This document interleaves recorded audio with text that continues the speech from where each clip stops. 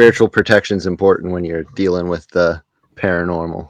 Yeah, people don't realize it's like spiritual warfare is definitely a real thing. Club, and you ain't in it.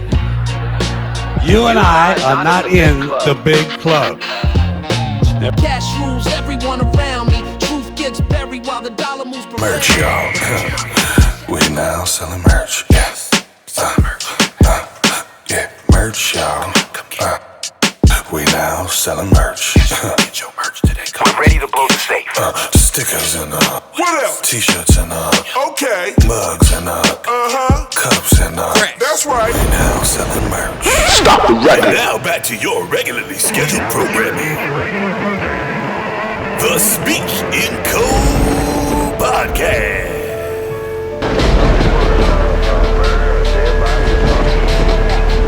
And now introducing COAD, Conspiracy of a Dead Man. Over 100 people dead. Chante, the homie. Servant with a noble cause. And Teddy Bear Dynamite. These are the hosts of the SpeakInCOAD Podcast.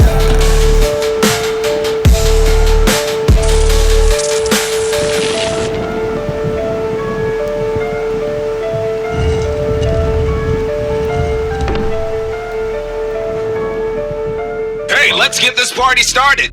Hey guys, this is Code from the SpeakInCOAD Podcast.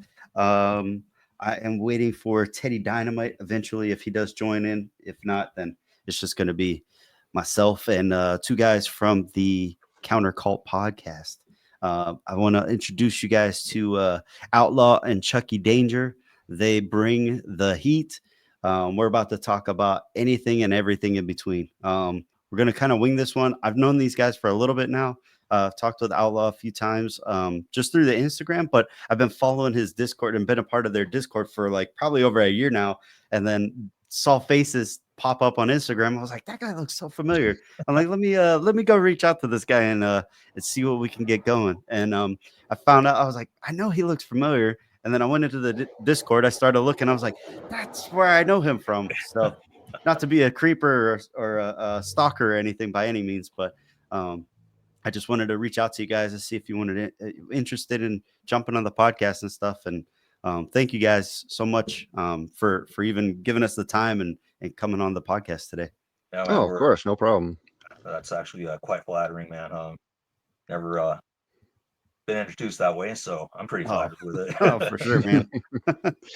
So no, but I just starting off, man, like just even reaching out, like, and just saying like having, having the guts, I would say, to even just asking a host, hey, can we start this in prayer, is just like awesome, man. It's just like I didn't go to church today, and I just was like, I felt like I needed that in a way, you know. So thanks for even doing that and just like protecting the podcast, and hopefully positive things come our way, and we ended up having a good show for sure.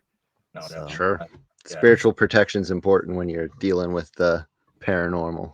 yeah, people don't realize it's like spiritual warfare is definitely a real thing, especially when if you're dealing with anything from the spiritual realm or the spirit realm or paranormal. And even if Bigfoot, if you're looking at Bigfoot being a interdimensional being, I feel like spirits and interdimensional, they kind of coincide together, right?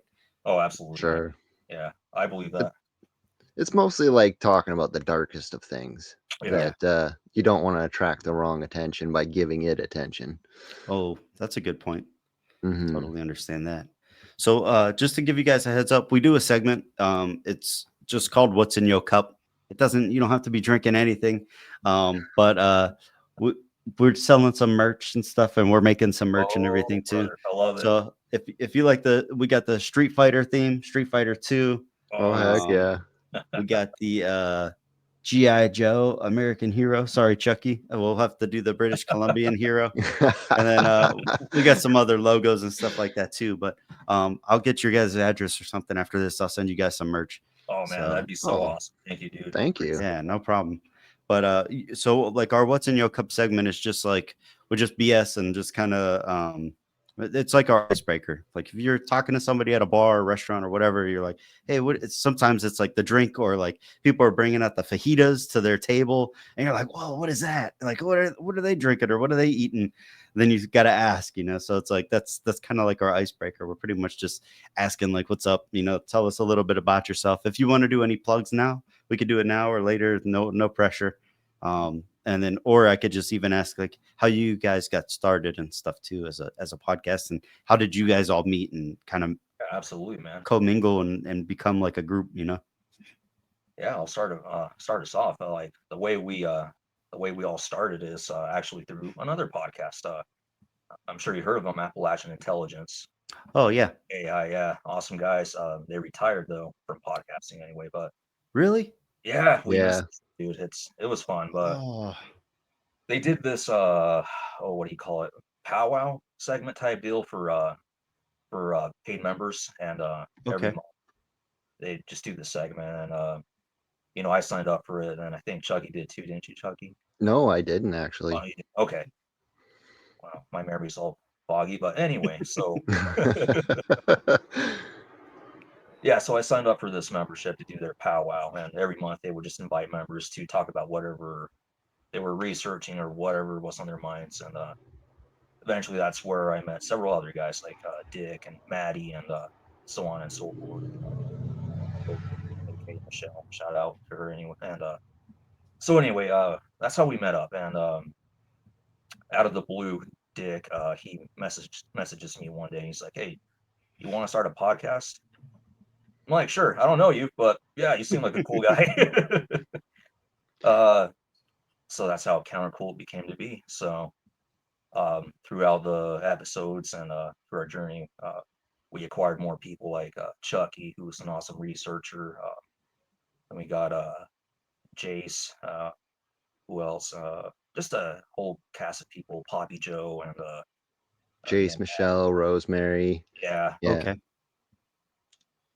And Do you guys are like floaters? Like some people will be like, you'll have a couple people in the episode, and then the next episode you get a couple people that kind of like overlap and stuff too. Kind of, yeah. We had different people for different segments, and Okay. yeah. For different topics and stuff too. Yeah, like Rosemary, we'd bring on. She kind of had her own segment where she had her own Discord for a while, where Okay. it was called Rewilding, Hmm. and it's all about like getting back to your roots and like looking after yourself off the land, kind of thing, and like having the knowledge of plants and herbs and survival skills and stuff like that, Oh, and okay. like ham radio, all the things you'd need in a survival type situation. Nice. Yeah. Oh, that's super cool. And then there was a few people that I knew from, so not to jump back and forth this up. And also if it's like, if you guys are if it's their business, if you don't want to say anything about it or touch on it, that's totally fine too. But like, do you know what happened with the Appalachian Intelligence? yeah, Because I it's talked not to them. personal I or was a anything. part of their, okay. Yeah, I'm a part of their Discord. I just was away for a while. no, they just they all went their different directions. I mean, I think it was just because work schedules and all that. Mm. Let's see, Justin became a pastor, and Oh, nice. yeah, so he's doing that full time, and that's just taking a lot of time away from his schedule. So Lance, I think he's teaching again, so obviously that's going to take a lot of time away from him too. Then For sure. Ryan's the same way. I know he's a family man, so yeah.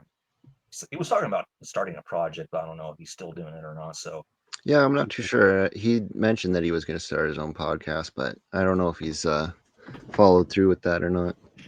Okay, man. No, that's super cool. I was like, hopefully it wasn't like a breakup. I'm like, Oh, nothing like that. No. yeah.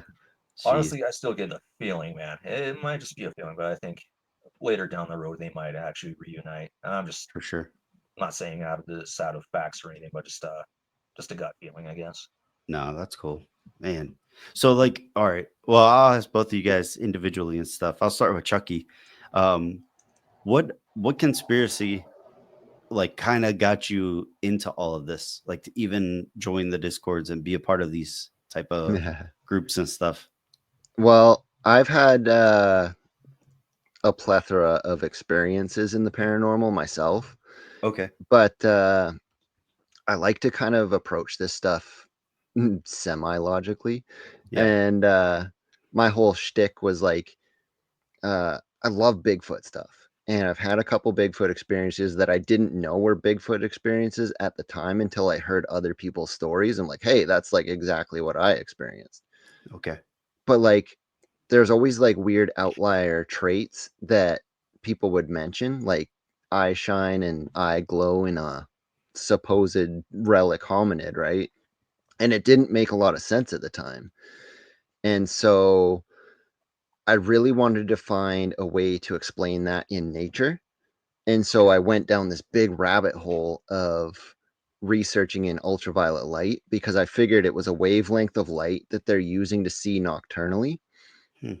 And when you start looking at nocturnal critters, a lot of them use ultraviolet vision to see at night. And when I got my own long wave blacklight flashlight to research this stuff, you go out at night and you see that the whole world lights up in all these different colors you didn't even know existed. It like, if you picture what the world looks like in the dark, it's like the movie Avatar with all the crazy colors that you see, like Okay. lichens on trees in the daytime look like a dull gray green, but when you go out at nighttime and you put a ultraviolet flashlight on them, they go like hardcore neon orange. Wow. Yeah. And like Jeez. Super sick. flying squirrels, like we see them as just like gray, Yep.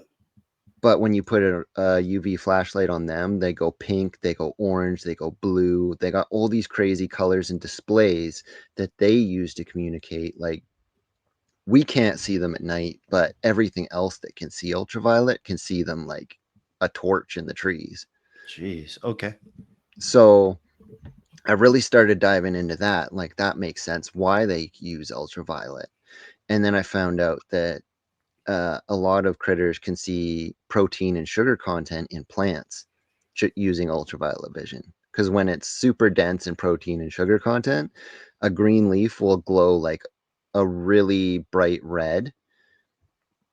So, like, for instance, if you see a grizzly bear that's just like browsing plants in a meadow and he's going from plant to plant to plant to plant, he's not really sticking in one place. It's because he can see the most bang for his buck while he's eating all that food. Oh, okay.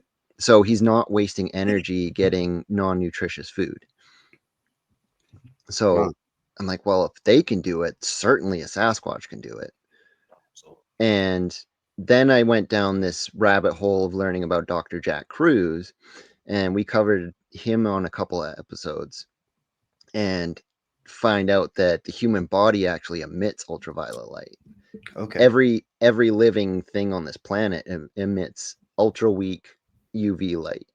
So we can't see it, but everything else can. And like, for instance, the myth around mosquitoes kind of homing in on you because of your carbon dioxide in your breath, that's false. They can actually just see the UV on you and they're super attracted to the UV. Whoa. Okay. That's why, like, say you get out of a truck in a forest road, the wind is in your face, yet you have mosquitoes coming from upwind onto your person to suck you dry. They're Jeez. not smelling your breath because their breath's going behind you. They're homing in on your UV signature. see, I didn't know that part, Chucky. Yeah, that's super Yeah. interesting. Jeez. So that's kind of what got you into that kind of stuff too, like learning about the different things that could have it. You think that the Bigfoot has it too, which makes sense. I Well, mean, that's how they would hunt. That's how they would find browse for food. mhm. I mean, they got to maintain a huge body mass, so like they have to get the best. Yeah. And I also think they use it for communication. So not only do plants and animals emit ultraviolet light, but like you get fluorescence in rocks. So certain types of rocks have mineral compounds in them that when you put the UV on them, they actually glow a different color. Okay. Like my necklace here, for instance, it just looks like a regular old stone. But when I put the UV flashlight on that, it'll glow bright orange like it just came out of a fire. Okay. Now, Yeah. is it almost like like you ever put like a picture in, not quite a negative, but similar? Like, It's not quite polarized light. okay. Polarized light is different, and that is just another layer of which animals communicate. Once you get into these rabbit holes, it's really complex the way that things will communicate in nature. Like there's polarized and negative light, there's ultraviolet, there's infrared, there's Infrared is what I was thinking too. Okay. bioelectrics. Um, like it's insane. I think even Sasquatch being covered in hair, they use that kind of like an antenna. And every time your heart beats, you make this bioelectric field outside your body. Like I think the most detectable range is around 10 feet from your body. The bigger the animal, the bigger the field. Um, so every time your heart beats, you put out this toroidal field of electrical stimulus. So critters can feel that. And that's how they kind of sense your intentions, because you're kind of locking in and focusing and stuff like that. Yeah. That's why if you're a really good hunter, you're trained to watch below the animal instead of laying eyes directly on them. It's kind of that intuition of the knowing of feeling of being watched. Okay. That's really interesting. Mm-hmm. And then Outlaw, where are you good with that, Chucky? Or Oh yeah. That's okay. just a little taste. No, that's super interesting. I definitely want to touch back on that too, because we had some theories on that, and I wanted to throw some things out your way too. Sure. All right. And then Outlaw, where did you start off? Like, what was like the first conspiracies that you kind of got into? And conspiracy, I feel like, is such a huge, broad term.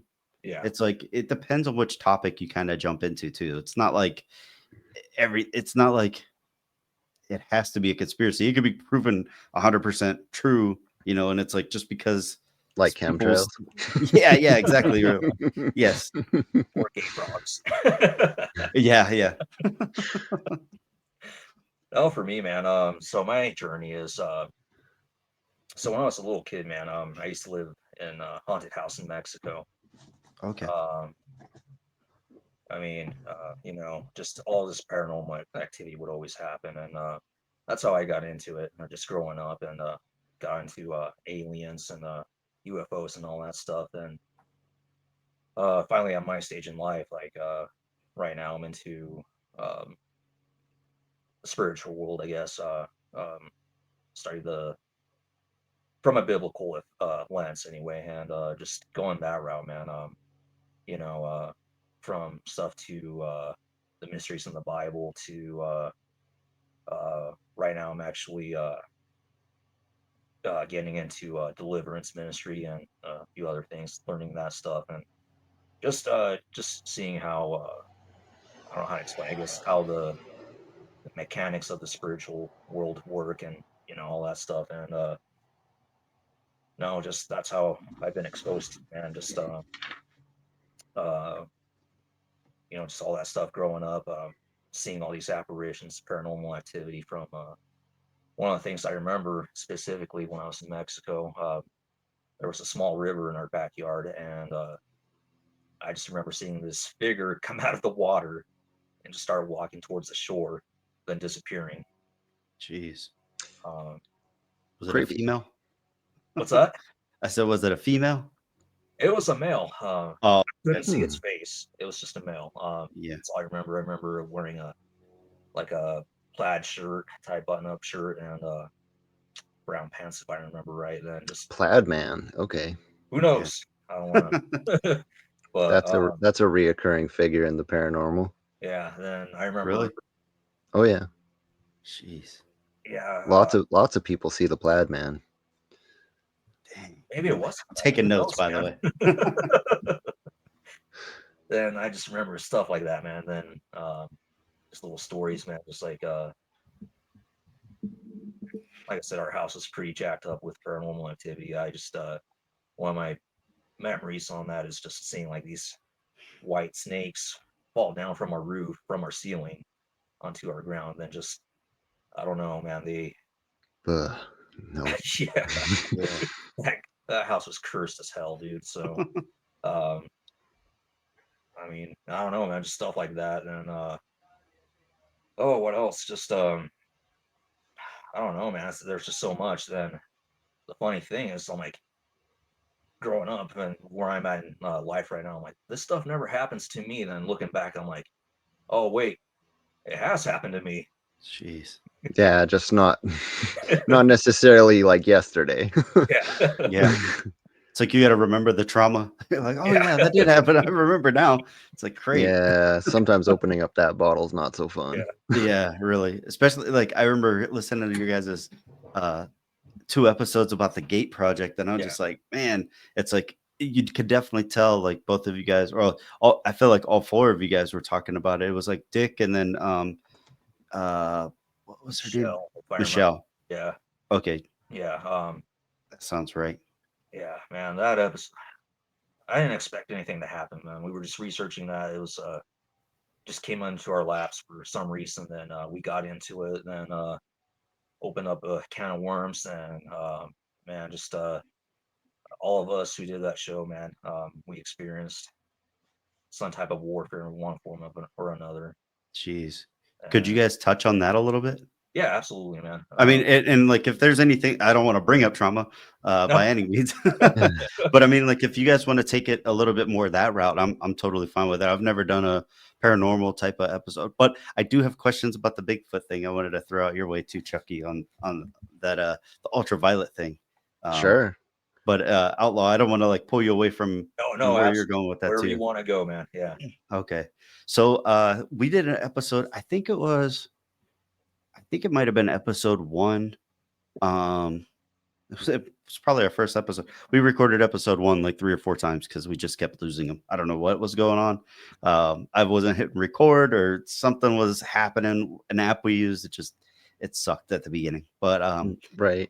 We ended up finally getting, I think, 3rd time or 4th time's a charm. So, but we were talking, and it was Chente and Teddy Dynamite and myself were the only ones that were on the podcast. Swank ended up coming last year, but Teddy Dynamite threw out an idea with Bigfoot, and I was not under the impression, but for some reason I kept getting a feeling and an idea that it was like interdimensional being, and potentially he was talking about it being more like he was even saying like there's things that that happen with animals that we know for sure, like a tiger, for example.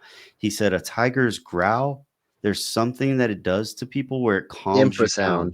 Yes. And it doesn't calm you down. It actually paralyzes you. Oh, okay. But it makes like you're not going to run away. Yeah, when a tiger roars at you, the infrasound it's a lower sound wave that you can't audibly hear. Okay. But your body reacts.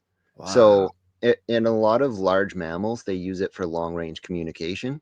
Okay. It travels like super long distances. But a tiger specifically, like when they roar, they roar like right as they're pouncing on you. So the antelope, say, is going to run away, and then tiger roars, it stops it in its tracks for just like that split second where it needs to make a kill. Okay. So like it's really helpful in that regard. Mm-hmm. And, I don't see a problem with that working in a Sasquatch because it is such a big body. Yeah. It would make sense that they can use something like that, especially for communicating, say, from like mountaintop to mountaintop. Yeah. That would make sense. Like elephants, they use it too. And like the matriarch of the elephant herd, she will go ahead of the rest to look for water. And when she communicates to the rest of the herd, she makes out this really deep grumble sound that will travel for miles. Wow. And the elephants aren't actually hearing it with their big ears. They're hearing it with the pads in their feet. Oh, wow. Like they almost feel the vibration of it. Yeah. So it channels through their feet and their legs, kind of like the way that we stimulate our ear bone. Okay.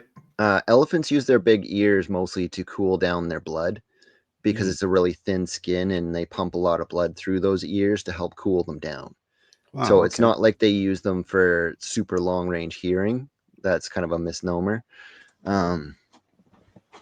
They use that infrasound to communicate through their feet. So Okay.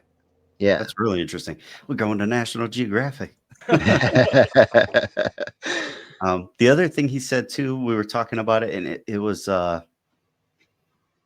he said something along I think it was like the tiger too, where my thinking of it was I was like maybe Bigfoot or Sasquatch, they have the same abilities, almost like cloaking, not quite like Predator, but like how an octopus would cloak, where it would almost turn invisible on Yeah, things that it's there touching. is a theory on that, that their guard hairs on them are translucent, like a Okay. polar bear. So the way that it works on a polar bear is they're not actually white. They have these translucent hairs that Mm, pick up the color behind them, so they can absorb the dude. white out of the snow. So all that the seal can see when a polar bear is hunting them is their nose and their eyes. And actually, if it's a really good polar bear hunter, they use their paws to cover their nose up while Whoa. they're sitting at a seal hole, waiting for them to come up for that split second of breath. Nice. That's super Um, sick. I'm like, I'm learning so much. I feel like I'm going to record this and then just make notes and be like, I'm studying. There's actually a really good video that showcases how this works on a Sasquatch.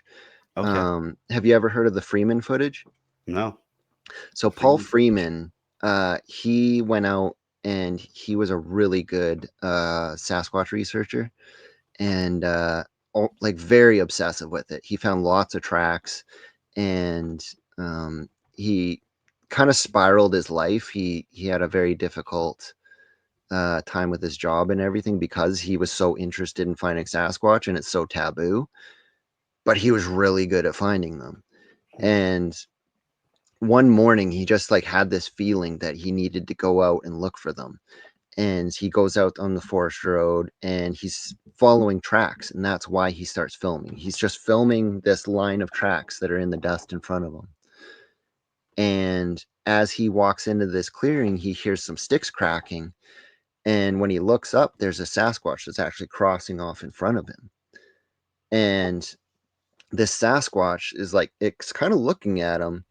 And then it goes beside this cedar tree and she bows her head down a bit so that her back kind of takes the sway of the branch. And Okay. in that moment, she just, for just like a split second, when she stops moving, disappears. And I think she just like absorbed the green of the tree and so camouflaged because that hairy body is almost like a ghillie suit naturally. Yeah. That you can just blend in so well. And then she starts moving again and you can see her again. In the enhanced version of that video, she actually picks up a baby Sasquatch. Wow. Now, do you think you could put that video to like ultraviolet to see what the opposite would be? Oh, no, because you would have to record in that. Well, you'd have to record at night, and okay. Yeah, it washes out so badly when you try to do it in daylight that you pretty much have to do everything at nighttime in order to see the ultraviolet. Okay, or everything would be blacked out or whited out depending on. You just wouldn't see the ultraviolet signature. Okay. White and blue light really just take over when you have that on. Okay. Yeah. And then the other thing that we were thinking about too was, I was thinking that it could cloak. He was saying that with animals that tigers hunt, a tiger is like orange and black, and you're like, why can't they see this if they got a green jungle background? I was actually just going to mention this. Oh, okay. and he was saying how something along the lines of like the predators can't see them because of their pattern. Same, I think, with the prey. Actually, What it is deer species specifically, but Okay. a lot of the prey animals, not the monkeys.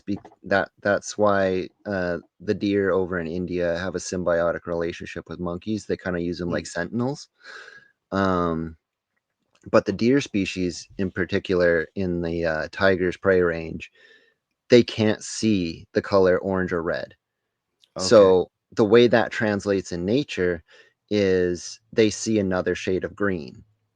So when you look at a tiger through a deer's vision, you see black stripes and a different shade of green. So when they're standing in a bush, they're so blended in that you can barely see them. Like, again, the thing that sticks out the most is the nose and the eyes. And any movement, obviously. That's why they got to stay really, really still. But when they're crouched down and they're like about to strike, you know, sometimes on nature documentaries, they're so close to the animal and they're like, why can't this deer see this tiger? It's like right there. But it's because they're so blended in the deer's vision. So they develop this symbiotic relationship with monkeys who can see the orange and red, and they'll start squawking and let the deer know, oh, there's a predator here. You need to be on high alert. Okay. But Jeez. like that also makes sense for why Sasquatch is that auburn orangey brown, because the deer species here would see that as green. And I mean, they also in our vision really blend in with the redwoods. So when they're standing next to a cedar tree or whatnot, they'd be really hard to see. Yeah. But prey wise, it makes perfect sense. Nature, mammals can't actually develop the pigment for green. So they developed using orange and red instead. Wow. It's very interesting. What'd you say, Outlaw? I said that's Oh, amazing. I didn't even know that. So I know. We're all learning something today. We're on Chucky's podcast today. Man. And then do you have any ideas on on Bigfoot and stuff, or your personal take on it? me, no. I mean, I definitely agree with Chucky. Yeah. No, I know there's a lot, like throwing it biblically. There's a lot of theories. Some people think it's I mean, going back to Genesis and all that. A lot of people think it's a species that could have survived the flood. That you know, uh, things were a lot bigger back then. Yeah. Another theory is they were created between an animal or a fallen angel, something a mix like that, or chimeric beast, something like that. Yeah. Or there's the theory that it's interdimensional. Be honest, man, I'm kind of on board with all three. Just there's just so much about Bigfoot that we don't even know. We just know what it can do, what it does, and just the stories that you hear, especially like how Chucky was saying. It's one of the ultimate. I wouldn't say killing machines, but it definitely. Well, kind of, yeah. Yeah.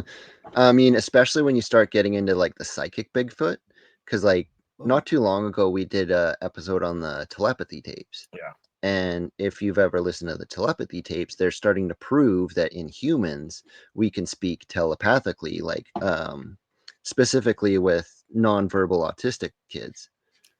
Yeah, I just heard about that. It's amazing. I highly recommend. Okay. Dang.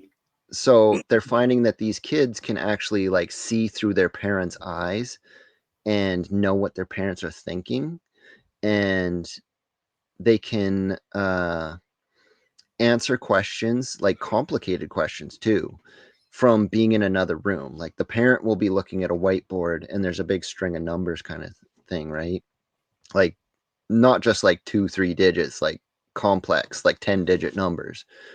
And they're able to write down what their parents are saying in the other room with like a 95-97% accuracy.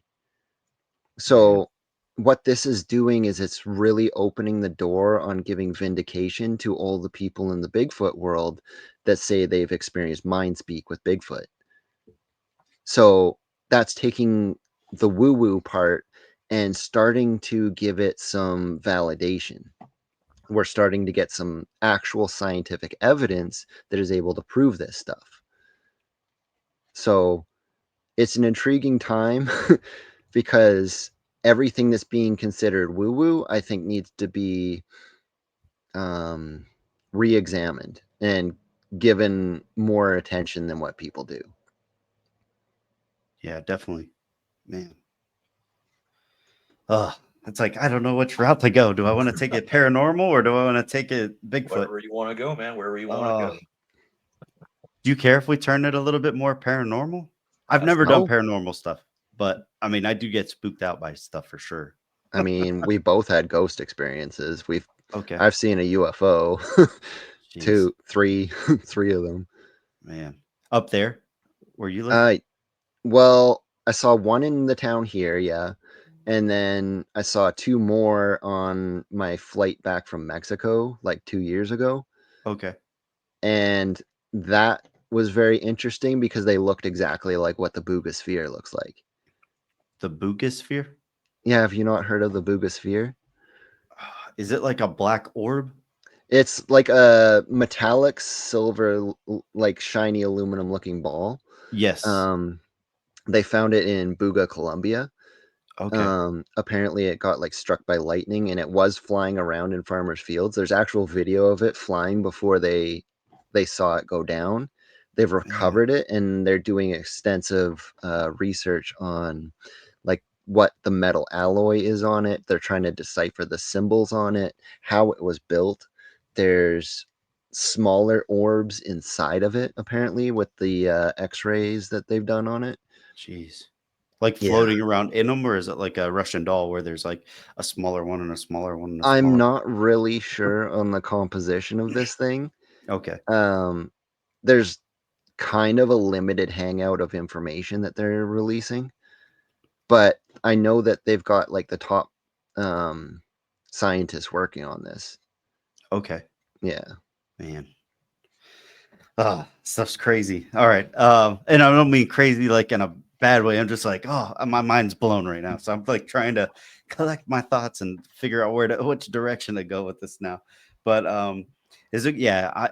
I feel like Dude, feel free to ask anything, man. Yeah, I just feel bad because like the other guys were like definitely would have been on board for all of this, and I'm like, hey, I gave you a time and a place.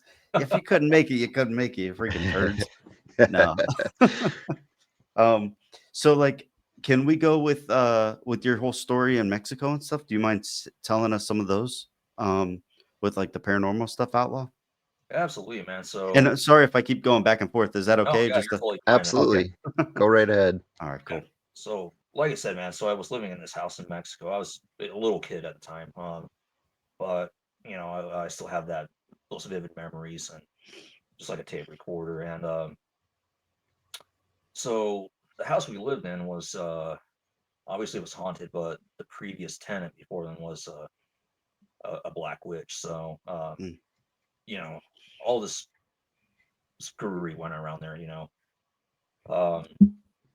like I said, man, just from stuff like seeing that apparition come out of the water, like I was mentioning earlier, to snakes falling from the ceiling, then the guitar playing by itself at night. Jeez. Yeah. And no, just all this stuff, man. I mean, I don't know how to explain it, but like wherever you go in South America or Mexico, Central America, people there especially always experience some type of paranormal activity, whether it be from UFOs to or the duendes or werewolves and stuff like that. They're always seeing something. They're always experiencing something. And oh man, yeah, I remember having those memories. And like I said, the guitar would play by itself at night. Then some of my paranormal experiences, man, like not specifically in Mexico. This happened maybe 3-4 years ago now. I was working at this apartment complex. I used to be a maintenance guy, you know, handyman type deal. And I remember going into this vacant apartment unit and just I don't know how to explain it, man. Like it was just like my blood sugar levels just dropped out of nowhere. Just that's how the best way I can explain it. Jeez. And I'm like, okay, man, I feel a little weird, but it's probably just me from being tired, working long hours and all this stuff, and barely getting any sleep. So I go into this apartment unit, then go into one of the bedrooms, and I actually explained the story in Tommy Coolum's episode or podcast. Anyway, Let's Get Freaky podcast. yeah, shout out to Tommy Coolum. So it's gonna sound weird, man, but go into this bedroom, and then all of a sudden I see this pixelated shadow, man. Like, no joke, dude. That's the best way I can explain it. Could have been something else. I don't know what it is. Best way I can explain it, just pixelated shadow, man. Then immediately, that's when I started getting. It wasn't being frozen from fear. It was just like paralysis. That's the best way I can explain it. And as I was frozen there, this thing, whatever it was, started taking on my appearance in a pixelated form. Jeez. Like, I think the whole ordeal lasted maybe 3 or 4 seconds, but that felt like an entire minute to me. And I just remember feeling like my soul was getting sucked out of my body. I don't know how else to explain. Like, it's just, I don't know. That's the best way I can explain it, to be honest. And I'm like, oh crap, something's happening here, and I need to get out of here. Just I was a complete dread. And then like, I can't move. I can't speak. And I'm like, I'm just gonna start praying in my mind and start reciting Bible verses, and that's what I started doing, and that just broke that trance, wherever it was, just long enough for me to get out of Dodge and not look back. Jeez. Yeah, I've heard of people saying that like they just screamed out in Jesus' name, or they'll do like a prayer. I think there was one guy that was trying to think of something, and he's like, the only thing I could think of was like, he's got the whole world in his hands, and he just kept saying that part over again. He's like, I don't remember anything about church, and it like released whatever was trying to like pull him in a way. So I was like, oh, this stuff's the power of belief is where the power really resides. Yes. Yeah. And I feel like there's like a few different things too. I thought I had a couple paranormal videos, but I think that they got deleted or something off of Instagram, or I would have tried to pull one of those up. But like, I have some that are, and what some people don't realize too is, what is this? Yeah, that's not. There was, like, I feel like there's things that can be considered paranormal but people wouldn't even consider paranormal to a certain extent, like skinwalkers. I feel like that's definitely paranormal, but then they label them as skinwalkers, so it takes on its own identity. And then just shape shifting and stuff too. Like, I feel like there's people that can do things that can contort with their face, and that's almost like that goes into a lot of black magic. Yeah. And then when you go into black magic, you're looking into like the occult, right? Yeah. More or less. Okay.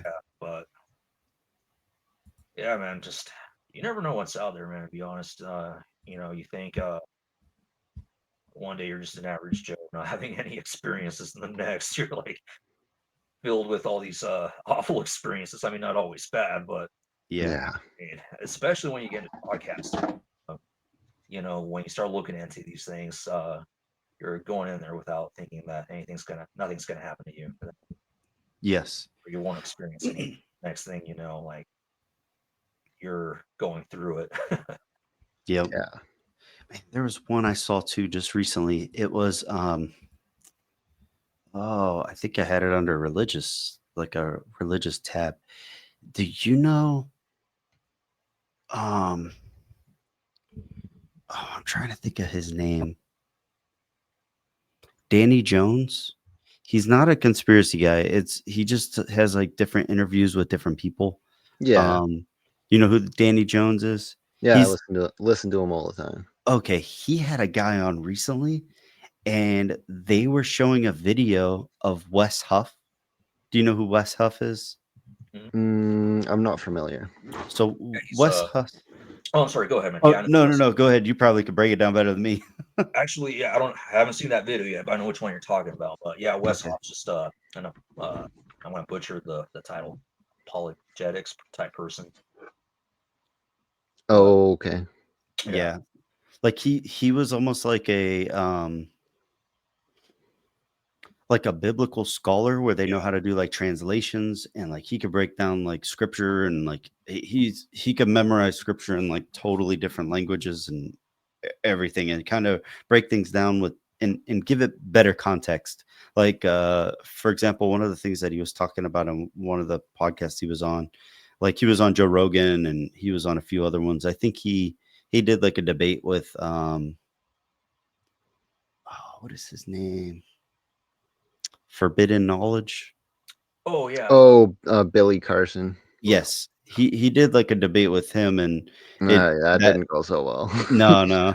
I mean, that just went like a totally different route and stuff. But so anyway, he could break things down in Yeah, like I am scripture. familiar with who you're talking about now. Yeah. So Danny Jones had this professor on, and the professor,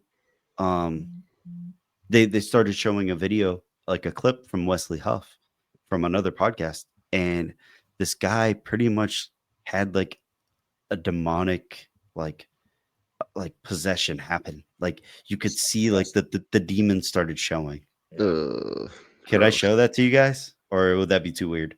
If not, no worries. I could even fill it in like later if you guys. If not, no worries at all. I ain't scared of nothing. Okay. Yeah, I'll skip on that one. Okay. Yeah. No worries. But that was one of the things I was thinking. I was like, I could pull some videos up as we go along to that. But yeah, that's totally fine. I don't need No, to I pull that up. definitely know what you're talking about, man. Okay. Yeah. Yeah, It was Okay. very creepy for So- sure. it was. I've seen the face of evil like that. Yeah. And yeah, I mean, when I was a kid, I was like 14, 15, and I was kind of in my rebellious teenage years and everything. And over the course of an entire summer break between grade 9 and 10, I got haunted really badly by this ghost, and I called her the woman in white for a while. Because my great grandma would tell me stories of this ghost that would used to tuck in her and her sister. Jeez. And the very first time that it happened, I was in my bed and I was reading Lord of the Rings, and I was up really, really late. I think it was like 3 a.m. I was up, too late. And as I'm reading my book, I noticed this woman just like walks through the door, and the door's closed. She just walks through the door and then like glides across the room and then out the opposing wall. Ugh. And like I could see full body apparition, like she looks solid. Jeez.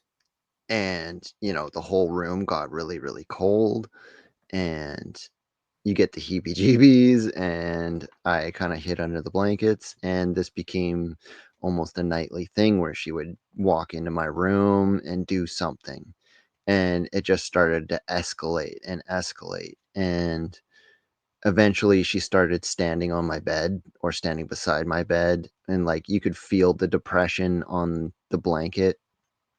And I know before it reached its climax in the encounter, one night I was hiding under the covers because I saw her walk in, and I had the blanket over my head, and I felt 2 fists just press down on the blanket right beside my head, Jeez. and I was terrified because like you could feel the look staring at you through the blanket. And like every time I would reach for my light that was on my bedside table there, anytime you would reach for it, you'd get a cold blast of Arctic air blow through the room. And I mean, it's it's summer, it's hot. You shouldn't be getting frigid cold air. But then the very last night that I ever saw it, it revealed its true form. And it came into my room just like the very first time, where it just walked through the doors, glided across the room, and out the wall on the other side. And right there, I have a window, and I was feeling like a little bit brave, where I wasn't hiding under my blanket so much. And I was looking at the wall where it just disappeared. And in that moment, I see this head pop through the wall, but the back of the head facing me. And she was blonde when she was portraying herself. This time it looked black, and her hair was wet looking, like it was dripping, and kind of like you would imagine the character from The Ring. Okay.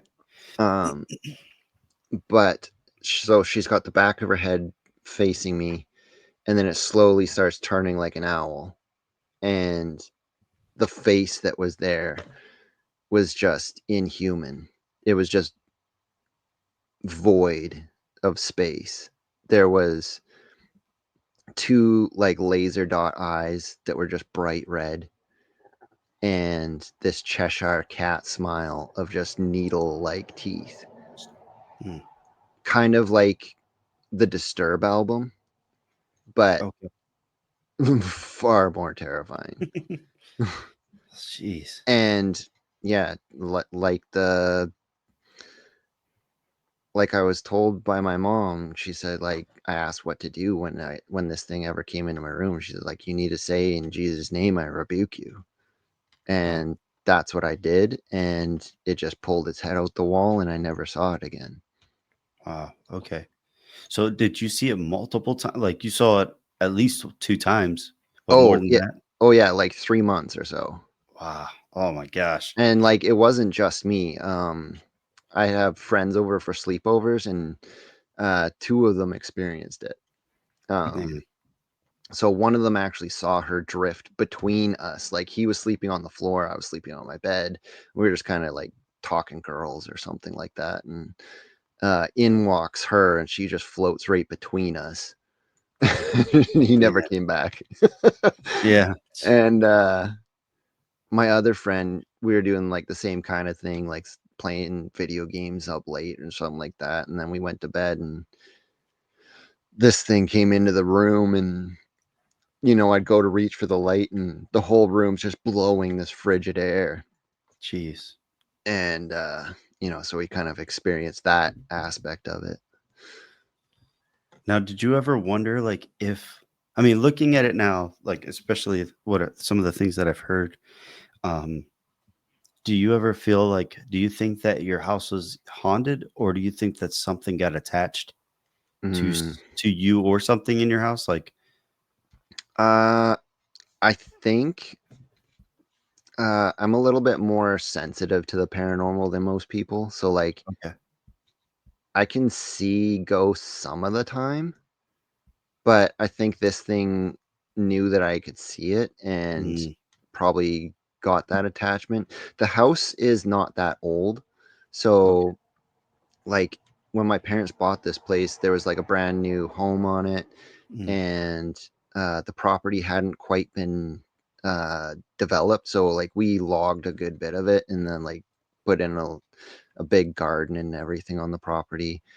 But there is an old highway that would go through the mountain here, and it was an old horse and cart road that is beside the main road here, but it actually runs on the property. So maybe something nefarious happened along that horse and cart road, because that runs right beside my old bedroom. But it's really hard to say, because like, that thing portrayed itself as human, but it definitely was not human. Yeah. Man. Yeah, I've listened to I used to listen to this other podcast. I feel like I mention them every time. But he was saying how, like, he didn't really like, I think he grew up as Catholic as a kid, and then he kind of became like an atheist or agnostic later on and stuff. But then once he started getting into conspiracies, he started breaking things down. It wasn't that he was. It wasn't really. He was touching on every type of conspiracy and every type of option, for that type of route for content and stuff. Well, then he started doing threads on Twitter. Well, then he started like naming specific celebrities, and there was like a specific celebrity. I feel like I mentioned her before in another podcast, and like my podcast got deleted. I got a strike and everything. I was just like, I wasn't even talking bad about her. I was just filling people in on what happened. Well, her fans were very big into like the craft. Yeah. And they started like putting hexes and saying that they were going to curse him just because he was stating things that were known in the public, but they were trying to say that he was attacking her, and that wasn't the case. And like he was just like, man, what do I do? Like, what's the opposite of like a curse? Like, how can I stop a curse? And he started praying, and he's like, I've never prayed before. He's like, but I've been praying ever since, and like it seems to help. And he's like, it almost is like he like reversed engineered the idea of God and like an all powerful, all loving God. If the idea of like the devil and all of the occult, or all of the like, especially with the whole Epstein stuff going on and like child stuff, he was like, if that's the absolute worst, he goes, there has to be something that's the opposite of that, and that has to be like an all loving God type of thing. So he was like, I'm gonna just pray to God, and hopefully this helps. And it seemed to help. I hope it helped him. I haven't really heard much of his podcast in a long time, but I think it protected him in a way. So it's like, if people feel like they're getting hexes or curses or any type of entity or power or anything like that from that sort of thing, it's like you got to battle it with other spiritual warfare. It's like you got to pray to protect yourself and ask for God to keep you safe, or the blood of Jesus to protect over you and stuff like that too. Right. Honestly, man, like touching a little bit on the gate program after Chucky and I did that episode with Dick and a few other people. So I won't get into it just yet until you're whenever you want to get into it. But just to touch a little bit on that, I didn't. Well, I always believed in curses and all that stuff, but I never thought I'd be hexed and vexed and have all these curses placed on me after doing those episodes and talking to some people in a deliverance ministry that I was going through. They're like, yeah, you have this and this going on. I'm like, what the hell? Like, it's just me. I don't know. I'm an average Joe. Why would anyone want to place all these curses on me and all that stuff? But they taught me certain prayers and all that stuff that helped a lot, and started like even prayers on how to reverse curses and send them back to wherever. But I'm not gonna get into it just yet. But yeah, just like that. Yeah, stuff like that, man. It's very real. People underestimate that stuff, and yeah, the power of Christ, Jesus, man. It's greater than that stuff, but at the same time, people just need to be aware that that stuff is real. Well, it very much is real. Definitely. Now, could you guys touch on a little bit that happened after the gate stuff, like what you guys experienced? And like I said, if that's too personal and stuff, if you guys don't want to go that route, that's totally fine with me too. Like, I'm not trying to pry. No, that's all right, man. Yeah, we can. Chucky, are you okay with it, man? Yeah, I mean, it didn't affect me in a super negative way. It was just super weird. And it kind of continues, but I'm pretty sure it was after the gate program, but it might have been after we did an episode on the Fae. The faith? Fae, like Okay. fairies. Oh, okay. Yeah, but I had we had recorded the night before, and I went back into my old office, and I went to go just sit on my computer, and no one goes into my office. It was kind of my man cave. And I go into where I was recording before, and right beside my computer chair, there's a nickel, and it's heads up, just like right beside my chair. And I'm a guy that uses his debit card for everything. Like, I don't carry change. And having this coin just like appear out of nowhere just didn't make any sense. And the year on it was actually the year that my son was born. So like, it had significant information on it for me. So I kind of put that away, and I still have it in my wallet. And I end up going through a lot of turmoil in my life where everything just kind of fell apart. And so I'm living in a new home, and same kind of thing. Like, we recorded an episode, and I come back home, and like right there on my computer desk is another coin, and it's another nickel, and it's another one of the same year that my son was born. Jeez. So I have 2 nickels now. And what are the chances of that? And I've listened to the Navajo Rangers. They talk about their paranormal experiences. They also have had an instance where coins were just apporting out of nowhere. But this was like very active for them. Like, they're watching these appear out of nowhere. I'm just like coming home and finding things that have appeared while I'm gone. Okay. But just recently, like, I don't know, maybe like a month or 2 ago, I had more coins appear. I had 3 more. I had a dime, which is also the year that my son was born. So I got 3 now. I have a quarter appear and another nickel. Jeez. So now I have 5 coins that just like appeared out of nowhere. And being in BC, like, that's not even the currency, right? Well, I mean, it's technically legal tender, but I don't carry it, right? Yeah. It's just, it's inconvenient to carry around a wad of change to try to pay for anything. So why would you? Yeah, for sure. Jeez. So you think that's kind of tied? You would think that was kind of tied with like After the Fairy type of episode? So it was either that or the gate program, but I think it was the gate program. Okay. We kind of had some other weirdness with the fairy episode. Like, we actually got an EVP on our recording. Yeah.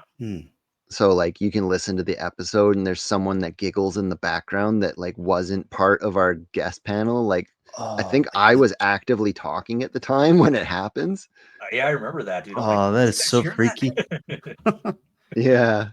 Wow. Like, I think I said something like a joke or a pun or something like that, and then you hear this little giggle in the background, but it was none of us, because like, it was one of our video episodes, so you can actually see who's talking and who's not. Dang. But yeah, I'm pretty sure the coin thing started after the gate program. Okay. Which, I got the Canadian version of that, so it's a little bit different but very similar at the same time. Yeah. Yeah.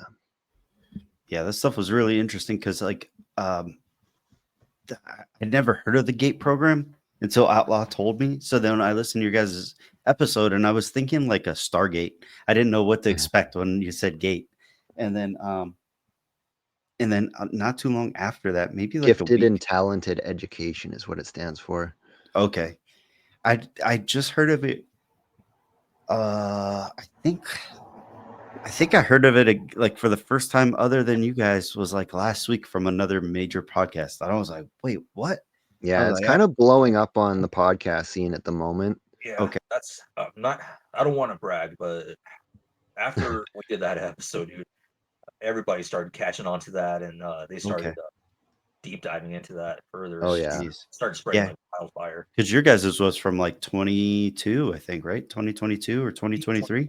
Somewhere around there. 24? Okay. Yeah, something like that. Man. And for me, man, my experiences, they just going along with that after the gate episodes, everything. I don't know how to like. I don't even know where to start on this. Just no, I didn't expect anything to happen after that. Just go on our merry ways, and I don't know, man. The best way I can explain it, just all hell broke loose after that episode or those episodes. Just out of nowhere, I started getting hit with mental health issues, and for me, that's just like I never experienced any mental health issues before. Nothing major. A little bit of depression, but everybody gets that, at one point in their lives or another. But I just started getting hit everywhere, dude. Mental health issues, spiritual issues, losing my job, then just stuff like that, man. Losing my vehicles, Man. just a whole slew of things. But it was just I'm not gonna lie. I know it might sound negative if I say this on the episode, but then it's gonna stir some feathers here, but or ruffle feathers, however you say it. But I felt like I was gonna belong in a mental institution. Just and that's not like me at all. We actually had to cancel our show for almost a year, and we're just barely starting back up. So just all this slew of things, man. Just from harassment, gang stalking, Jeez. just again going back to curses being placed on me or trying to be placed on me, and just demonic activity and stuff like that, and whatever you can imagine, man, it happened. I actually had to find a deliverance ministry to help me with that, just on my own. It was something I couldn't handle. So, yeah, I've been going through deliverance ministry, man, and it's even then, man, it still took a long time. It's still taking a long time to recover from that warfare. Mm-hmm. Yeah. Now, is like deliverance ministry, not to pry on that or anything, but is that like a small group and stuff, like a men's group? No, it's just deliverance ministries. Like I don't want to say well, it is. It's kind of like exorcising demons. Yeah. Oh, okay. But yeah. people give it a lot of bad rep, like exorcism, deliverance. They think when people go through it, they think they're gonna experience the same things they see in horror movies or whatever. It's like for me, it's like no, nothing like that happened. You really don't experience anything like that. Especially that's pretty rare. Yeah. Okay. Yeah. Yeah. Nothing really happens, man. The most that happens is you cough a lot, you sneeze a lot, or rare cases you vomit. But then you feel better after. For sure. But yeah, going through that, man, and other experiences, I never seen extreme cases, and now studying this stuff, the best way I can explain it is you don't have to how to explain it, like the theatrics don't have to happen. No. Okay. No. You can bind the powers in the name of Jesus. Then you just go on through whatever you need to do, destroy those strongholds, pray over the people, and there you go. Yeah. But yeah, in most cases, yeah, it takes longer. I'm still going through it. So, the thing with deliverance, not everything is a demon. No. Some things are. There's a plethora of beings that are on the other side. There's that, yeah. And one of the what's the word I'm looking for? Most likely cases that a lot of people get confused with demons is broken soul pieces in yourself. You see this a lot with people with PTSD or people with severe trauma or other types of trauma. Their soul just fragments, and it's like having, I wouldn't say multiple personalities, but just like having that's a step towards that. Yeah, it's a step towards that. Okay. So almost like I'm sorry, go ahead. No. Almost like if like I guess not so much like a multiple personality, but like if you get a mood change really easily, like Yeah. all of a sudden you're just mad for no reason. You're like, why am I mad? Like Yeah. I've had a few of those where I'm just like, I feel like I don't want to be around anybody. I'm just Yep. like pissed off, but I don't have a reason why, and I don't know why. Like I just woke up like, and I'm Well, that could be any number of things. Like, okay. I wonder I if do you're. think I do think Sorry, like go ahead. stuff like astrology, like where the signs in the sky are, do Yeah, affect us on a mood base like that. for sure. You know, Yeah, one of the things. that's why lunacy is called lunacy because Yeah, like yeah, the moon actually affects us quite a bit. yes. But yeah, there's other factors that go into that as well. I wonder. Okay. I wonder if you're picking it up from someone else. That's what I'm. Yeah, empathy could Yeah. be a part of it too. If you're a sensitive person, you could be, if you're open and not have yourself properly protected, you could be absorbing other people's emotions and not realize it. Okay. So that's what happened to me the other day. For some reason, I was going to so this happened last weekend. I went to the bookstore. I wanted to buy one of the books from an Amazon movie. What's it called? With oh,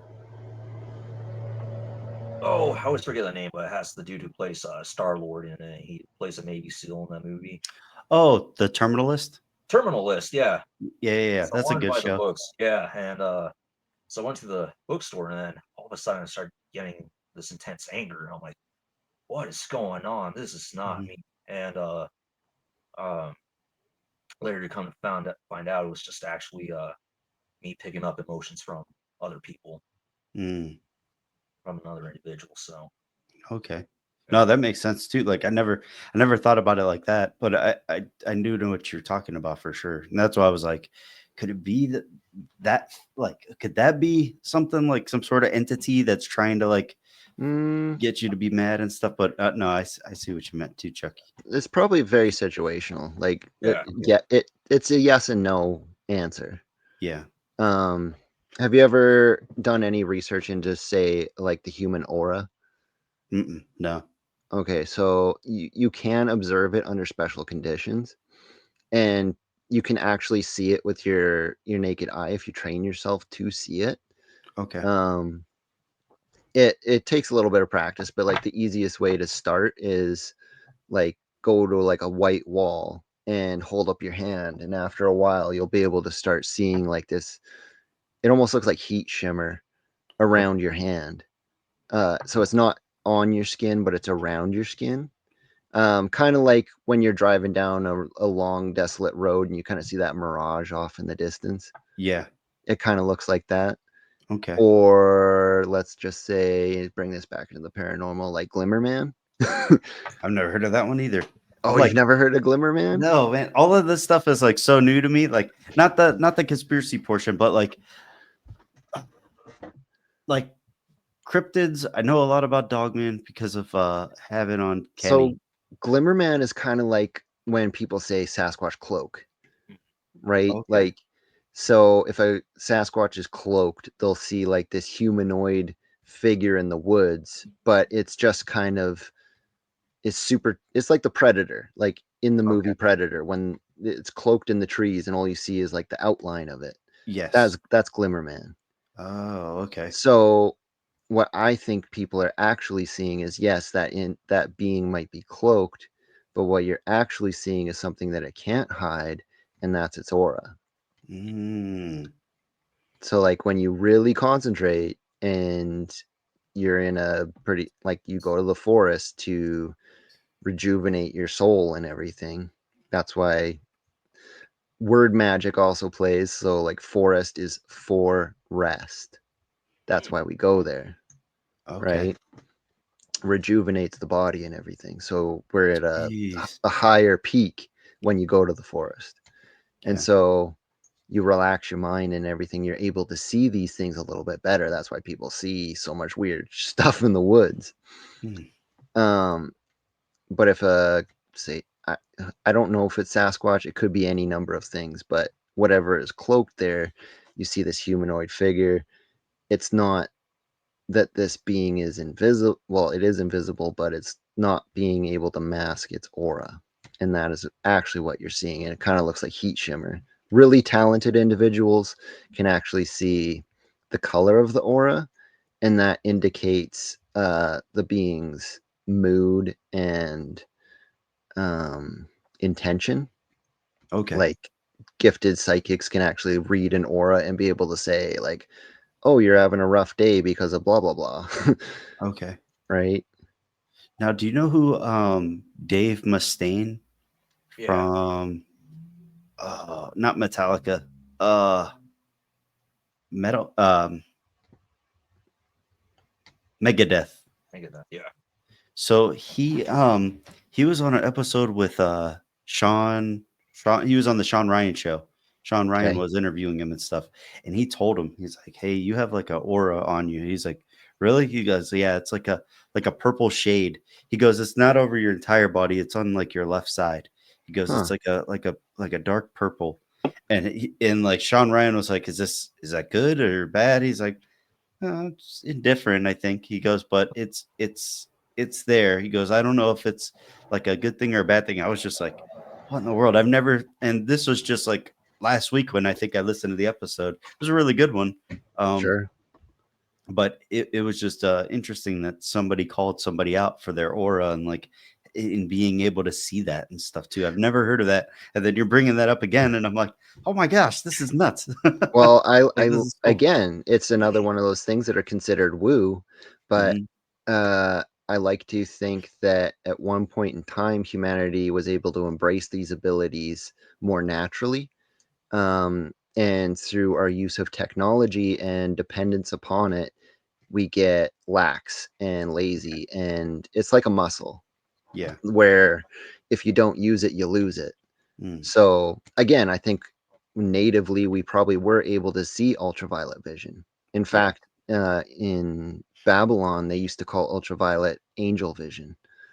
Okay. And I know for a fact that in some places there's hidden writings that are in ultraviolet that humans have left. So this kind of takes me on my spiritual journey and how I got to where I'm at, where I was in a phase of being really atheist. Okay. And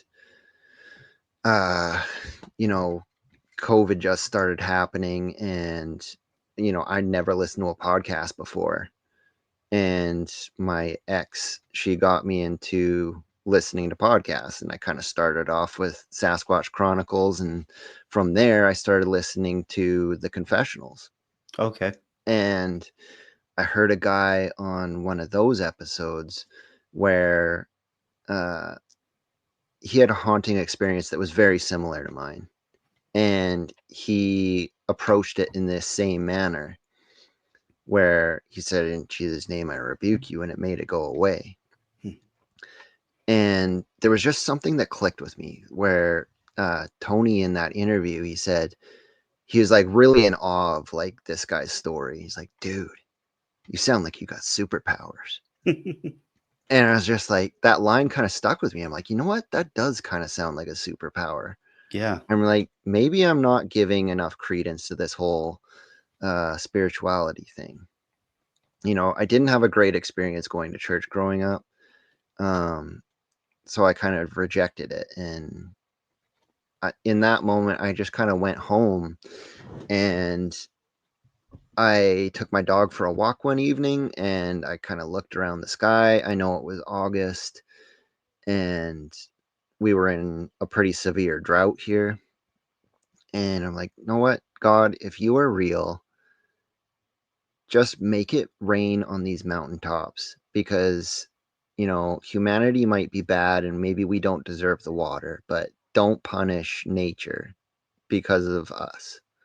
Like, make it rain up there so that the animals and the plants can survive. And like, you don't have to worry about us down in town. Like, we'll pay our dues kind of thing. Yeah. And I just said that little prayer kind of in my head on my own. And I walked my dog and I walked back inside, and I didn't think anything more of it. And the very next morning, I take my dog out like I normally would the next morning. I think that was a Saturday. And I'm walking down the driveway, and then I notice all the mountaintops, it's raining. Like all around, because like my town is surrounded by mountains. And it's raining just on the mountaintops. And just in that moment, the clouds opened up above me, and it rained in like a 6-foot diameter circle on me. Jeez. And I hear this voice as if someone was standing beside my shoulder, and it said, this is like a man's voice that's not my own inner dialogue. And it said, "Fear not, for you have dominion on earth. Steel yourself in the Holy Spirit." And that's what it told me to do. Dang, dude, that's freaking awesome. Oh my gosh. Every time I hear that story, dude, I'm like, Oh, yes. Oh, You know, and every now and then I get a vision where I get some weird scene, and I hear that same voice. And you know, I was really diving into biblical study, and you like studying all this cryptozoology, paranormal stuff. You notice stuff in the Bible that's hidden in there, that's not worded the same, but you can tell this is what they were experiencing back then too. And I was studying one day, and I was working. I was in my powder coat booth at work, and I'm working away, and all of a sudden I see this vision of an Egyptian tomb, and there's hieroglyphics from the floor to about waist height, and it's all around the room. And I hear that same voice again. It says, "Those who have eyes can see, and those who have ears can hear." And then from the waist to the ceiling was hieroglyphics in ultraviolet. jeez. And it gave me chills. And then I talked to my buddy that I work with, and I kind of described this vision that I had to him. And he's like, "Oh, you mean like this?" And then he shows me this interview on another podcast where this guy down in Mexico, he finds all these artifacts that depict Egyptian, Sumerian, aliens, Aztec motif in these carvings. But when you put it under a black light, they light right up. Hmm. And it was very similar to what I saw in the vision. Dang. That's So really cool. it kind of really put me on this path of trying to understand this hidden world that's all around us, because life is so much bigger than what humans give credit for. Oh, for sure. That's There was one thing you mentioned Go ahead, though man. with Yeah. oh, sorry. I was just There gonna was make a quick mention though. yeah. I didn't mean to cut you off, brother, but No, you're fine. it's just interesting how people like that come from an Eastern philosophy, they see things more in a spiritual sense. It's more real to them than people in the that come from a Western Yeah. Western perspective. And I was just gonna say, like, to me, I think the spiritual aspect of things is more real than People than give flesh and credit blood. for. Yeah. Yeah. Mhm. Well, I mean, you're even told in the Bible, like, you are more than this flesh and blood. Yeah. and the unseen world is more real than this world. And Yeah, absolutely, man. you know, they tell you right there. I mean, I think you have to kind of blend the Eastern and the Western philosophies to kind of get a bigger picture on the inner workings of how everything goes down. I think that's the human puzzle, is everyone's holding a little piece, but you all think everyone else is wrong, so you don't want to try to line up the puzzle pieces. Yeah. And that's the beauty about the Bible too, man. I mean, I'm not gonna Bible thump anyone for, but Thump I away. love it. Thump away. No, I was just gonna say, you know, in that type of culture, um, everything's a verb, not everything's an action. What they do is a verb, compared to us, where everything's just a thought, or you know, to them, it's doing, not just thinking. So, I mean, that's how you, I want to say manifest, but that's how your eyes are open to that stuff. Just it's also by doing, not just thinking or seeing. So, I just Yes. want to throw that out there. Yeah, for sure. The one thing I was gonna say too was when you mentioned like the Tower of Babel and like Babylon and all that stuff back then, and you were mentioning how uh you said that there was like an angel aura and people were able to see, Angel right? vision. Angel vision. Yeah. Now I almost wonder sometimes as if like the idea of how everybody was able to communicate together and everybody spoke the same language. I That was almost wonder. probably telepathy. I was right about to say that, and I wonder if that was the easy thing of like, hey, we're blocking that off. Like it was such an easy way for them to just like stop people from being able to communicate that way, and then they're like, Mhm. oh, now they all have different. They have to find a new way to communicate. Well, not just that, but at the Mhm. same time, our lifespan got capped. Yeah, So people were living too long and they were able to communicate too easily. So they capped our lifespan at 120-ish years. And now everyone has to speak in their own tongue. hmm And that must have been incredibly confusing to go from speaking telepathy to now all of a sudden you're speaking out of your mouth, not your mind. yeah, And the words that are coming out you can understand, but your neighbor can't. mhm. So now everything gets really tribalism, right? Yes, Yeah. It's kind of a really weird event in the Bible. you could say a CounterCult. Very good. I was gonna say though, I mean, that's, I mean, just speaking from experience, I wasn't always the best person or people. I was gonna say though, like, you get that effect when you take certain drugs like mushrooms or other type of Sure. yeah, Yeah. the yeah. Go ahead, Chucky. No, I think you're on the right track there where like taking mind altering substances, uh what that does chemically is just connects synapses in your brain that don't normally connect. And there's a lot of neural pathways that neuroscientists don't understand what they're for. But say like when people take mushrooms, they hallucinate and they start seeing colors that aren't there, and they're really bright and fantastical and everything. Like you go into a hippie store and you look at a blacklight poster, there are all these fancy designs in all those neon colors, right? But when you go out into nature with that blacklight flashlight and you start looking around at things, you realize those are what people are seeing, Hmm. because this is just native in nature and they're just being able to see it for a limited time while they're on mushrooms. And it's because it's connecting wiring in your brain that doesn't normally connect. And so it enables that ultraviolet vision for a short period. Yeah. That stuff is so crazy. It's awesome.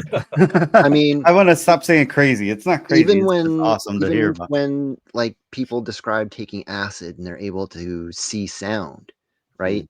That's synesthesia.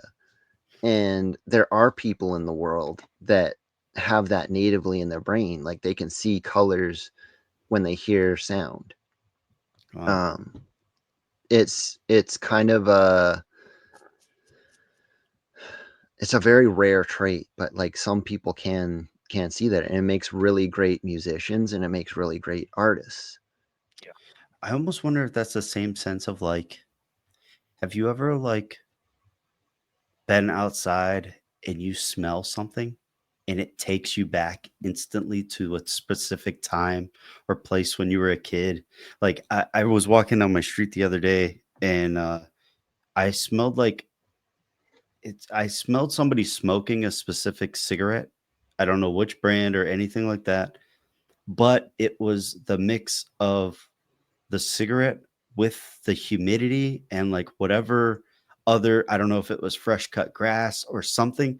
And it took me back immediately to like the baseball field when I was a little kid, like playing like little league or something like that. And I was just like, I felt like I was at the park and I'm like walking on the street and I almost had to like turn around and look around like, am I back as like, am I 10 years old again? Or where am I right now? Because that smell took me like, Uh-huh. it took everything. It took me back in time almost as if I was able to, like in a way, time travel.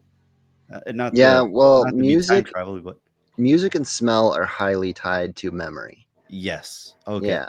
So, yeah, especially stuff like that. You can definitely recall things a lot better when you say smell a familiar smell, or you listen to some nostalgic music. It'll take you back to like when you first heard it, kind of thing, or Yes. tied A to a good girlfriend. memory or something like that. Yeah. Yeah.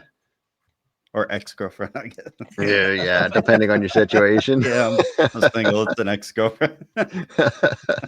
Dang it. No. Man.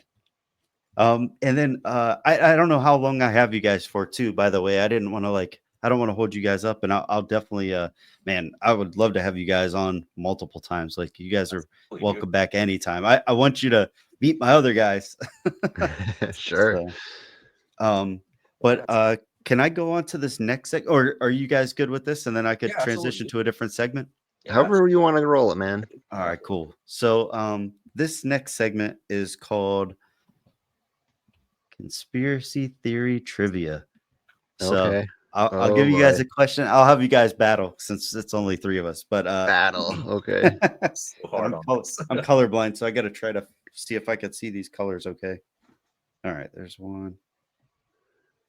Okay, they have arrows. All right, cool. All right.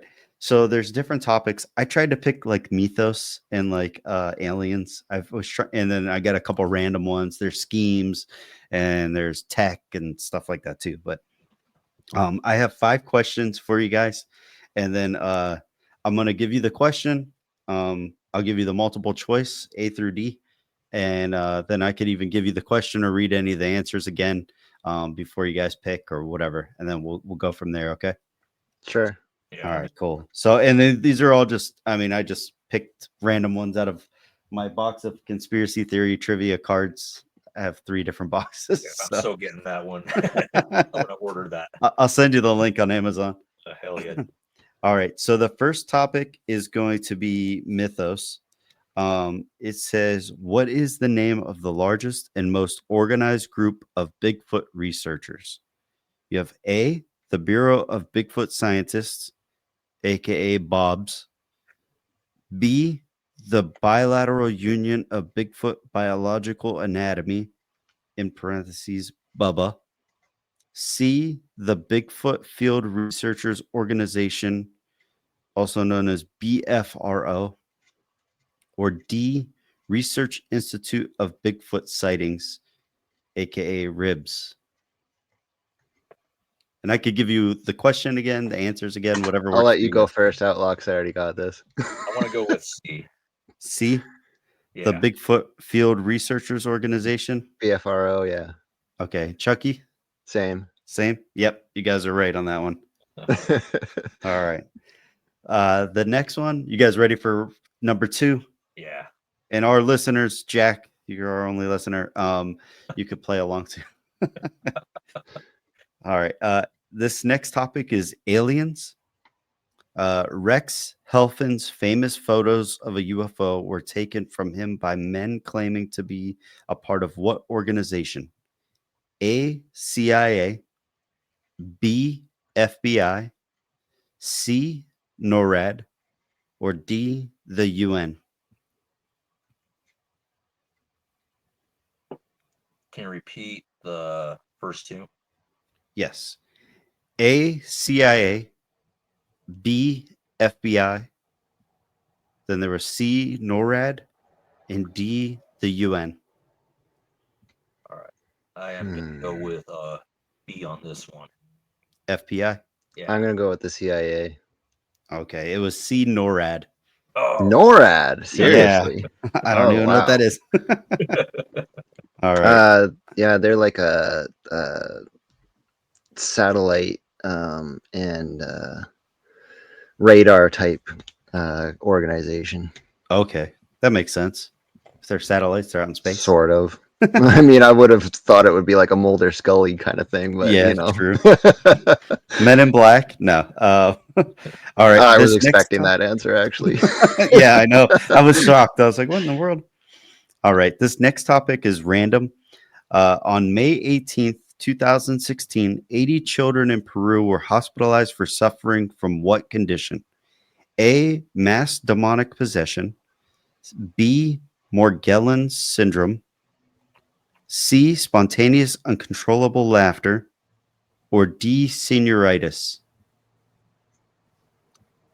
I'm gonna go with C. Spontaneous uncontrollable laughter? Yeah, Okay. that sounds a good one. I'm gonna go with B. Morgellons syndrome? Yeah. It was A, mass demonic possession. Oh wow! No Which- way. Which I didn't even pick these. I'm just like picking random ones. I was like, oh wow, there's a Bigfoot one and How many children did you Paranormal. say? 80. 80 children that mass demonic possession. Man, they must Yeah. have encountered Legion. Yeah, exactly. They had a bunch of pigs that just jumped off. I don't know what happened to them. Okay. The next topic is mythos again. What creature has repeatedly attacked the citizens and livestock of the Zimbabwe village of Zikaweni in 2018? A Kongamato. B, a Muuru. C, Mamba Mutu. Or D, Goblin. I'm gonna go with C. I was Mamba thinking, Mutu. Mamba Mutu too. Okay. It was a goblin. D, What? Goblin. Yeah, I'm like, what in the world? Okay, we suck at this. Kentuckyville goblins in South Africa. Oh, man. Sorry. And then this Interesting. last I didn't one- know there was goblin mythos in South Africa. Yeah, me neither. All right. The last I need to topic. do a deep dive in Africa. Yeah, there you go. This last topic is going to be aliens. People who have encountered the humanoid alien entity named Indrid Cold commonly refer to him as what? A, Mr. Freeze. B, the Grinning Man. C, the Gray Ghoul. Or D, the White Spectre. Let's go with the Grinning Man. Yeah, I'm going with the grinning man. All right. Yep, that was it. Yeah, that So one was you guys are- softball compared to South Africa. Yeah, I know. You guys are both tied with 2. Good job on those ones. And then I was going to show you. All right, and then not last one. All right, I got a couple more things. I just wanted to show you guys real quick. This one is pretty much like a new segment that we started. It's called Have You Heard of This? And it's pretty much like I'm just throwing it out there. We're not going to talk about it or nothing. It's just for the listeners, like, hey, here's something you can look into, do your own research on, check it out. And I'm going to just pull up a random one. Okay. Let me see if I can find it. I think it's this one. All right. I'll do this one here. Oh, wait. Oh, sorry. Project until you talk Kodak Blackman. Montauk Project is what the Stranger Things is based off of, but you can't really talk about Montauk Project until you talk about the Philadelphia experiment. No, sorry. That one. I don't like that one. Let's see this one. The Nazis are running the world from the shadows. In January 1943, 3 different trains silently pulled out of a secret station in Roslav and disappeared into a mysterious network of tunnels under the Owl Mountains, and they were never seen again. Well, you see, the reason why this is so significant was that these trains belonged to the Nazis, and their cargo was the estimated $30 billion loot the Nazis had stolen. It was rumored that when Hitler knew he was losing the war, he ordered the construction of a secret underground complex known as Project Rees to stash away his fortune and, more importantly, serve as a base in order to run the world from the shadows. Till date, Poland authorities have uncovered one of the 3 trains. However, are said to have only explored less than 5% of this secret underground network. And if you want to watch the full video, you can click on the link in the description below. But with all the evidence, it isn't too far out to assume that the Nazis are running. Yeah, that's a fun one. Yeah. So Project Rise. I've never heard of that one before. Have I actually? I just knew. That train that they did find was like full of stolen artworks and everything, and I wonder if it came from the Russian palace. Some of that stuff. some of it, yeah. I mean, I'd really love for them to find the one that was full with the amber room. Yeah, the amber. There we go. And then let me see. The last segment we normally do, we do this one thing called let me see if I can find it. TBD, Teddy Bear Dynamite. He does a thought for the day. So that's just like a little quote that he does. He finds random quotes and stuff. So thought for the day: courage doesn't always roar. Sometimes courage is the quiet voice at the end of the day saying, I will try again tomorrow. Yeah, absolutely. Always good to prop yourself up with some positivity at the end of the day. Definitely.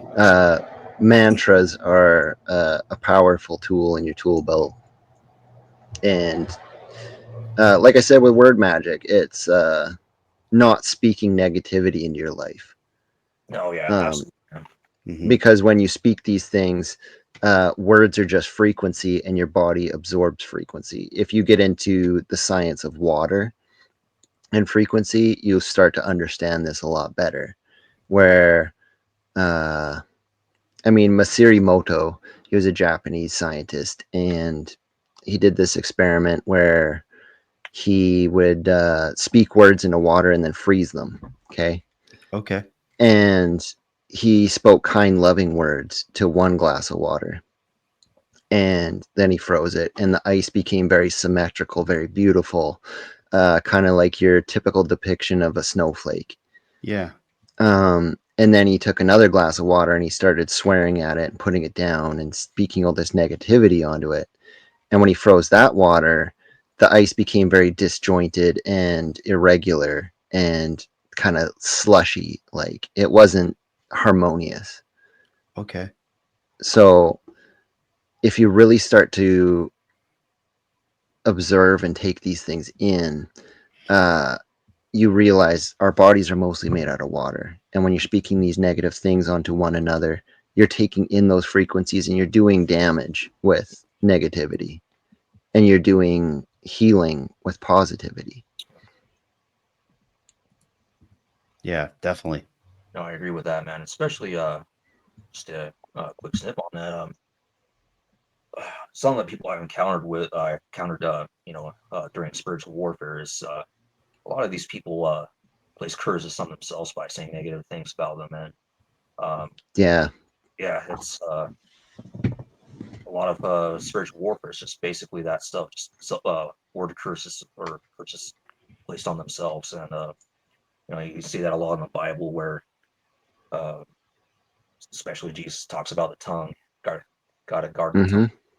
Got to be careful what you say, and it's not only are you hurting other people, you're hurting yourself. And go on with what Chucky was saying about water. Yeah, the human body's made out of water.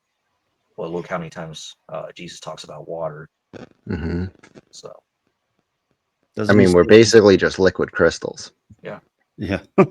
Yeah.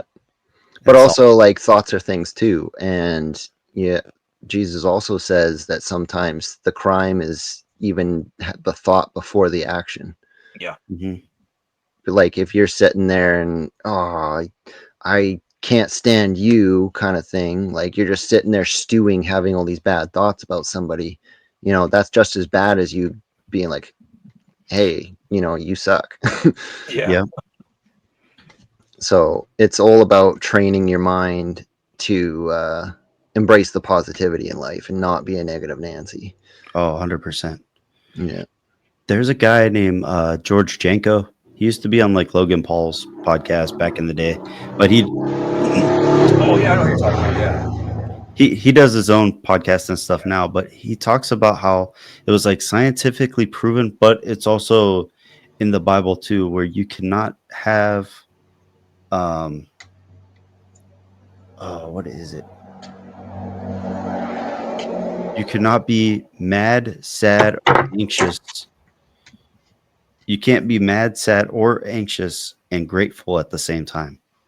So he was saying how, like, if you're ever mad at somebody, think of like 3 things that you're grateful for that person, and it changes your entire mindset into being like something positive, you know. And it was like, it was very interesting. I like that a lot, because like, especially being anxious or being sad or being scared or fearful and stuff, it's like, I think they say in the Bible like 365 times, like, fear not, or do not fear, or something about don't be I mean, that's what I was told. Yeah. Fear not was the first thing I heard. Yeah. So So he's talking about redoing the mind. You gotta learn how to do it. So yes, no, definitely. And then I was going to ask you guys, is there anything that you guys want to plug? I could share screens on everything. I have, let me see, entire screen. You know what? I'm going to do the entire screen. Because I think I could pull everything up. I have other stuff too that I want to show. But right here I have your guys's Instagram channel. I have your Outlaw. I have yours, like, personal one, but I didn't know if you wanted me to just push this one. yeah, either one, man. So yeah, you can find us on like you were saying, Instagram at CounterCult Podcast. We have Discord. Yeah, the Discord. I have that up right here. There's like some video episodes on Rumble. There's a